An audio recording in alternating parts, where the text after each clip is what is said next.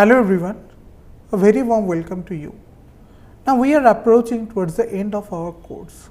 So we have so far learned about the Dow theory, we have learned about various supports and resistances, various kind of chart patterns, various kind of candlestick chart pattern, reversal patterns, and we have known about multiple indicators.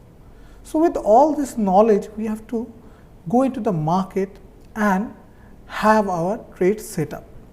Now, trade setup is nothing but a combination of whatever we learn about the market, that is the combination of indicators and chart patterns, and devising a trading methodology by which we can every time enter and exit.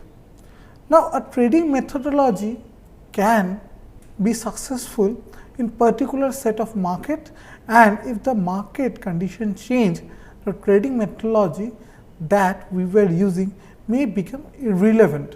So, it is very important for any individual trader or analyst to keep on continuously analyzing and assessing the market and to understand the way the market is changing. Suppose a market was trending and then for a few months the market become very range bound. Would the same way of trading actually be successful in those two kind of markets? It won't. So, that is why it is very important to assess the market. Any kind of trading strategy, good trading strategy work very well in a trending market, or most trading strategies are made to work in a very well trending market.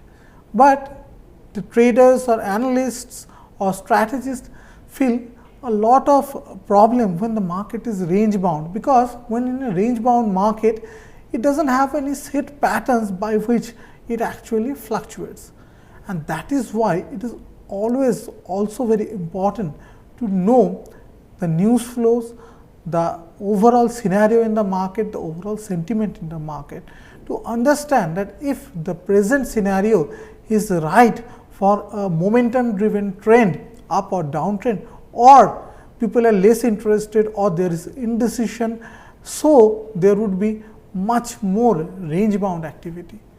Now, when we are trading, it is also important to understand the time frame.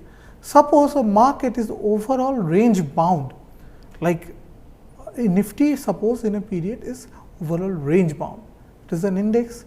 But if you look at the hourly chart, it will not be appearing range bound into that time frame.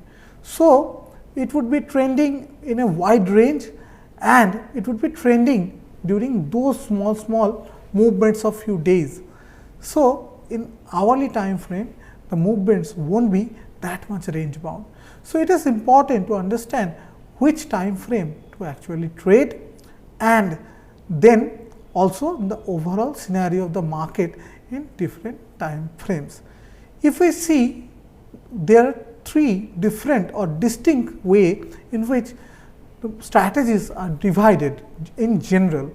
There are multiple other ways, but these three are most popular, and if we talk about them, the first one is the trend following way of trading, the second one is contrarian way of trading, like we are taking the reversal trades or we are trying to take the reversal trades, and third is the swing.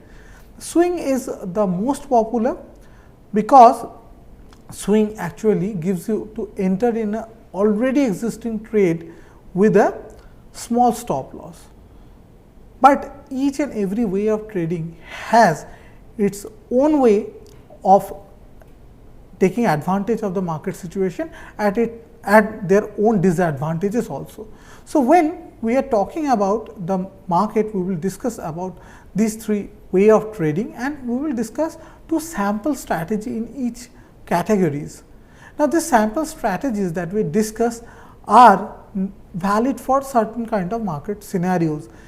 So, we are not suggesting you to trade according to these strategies. These are just indicative strategies.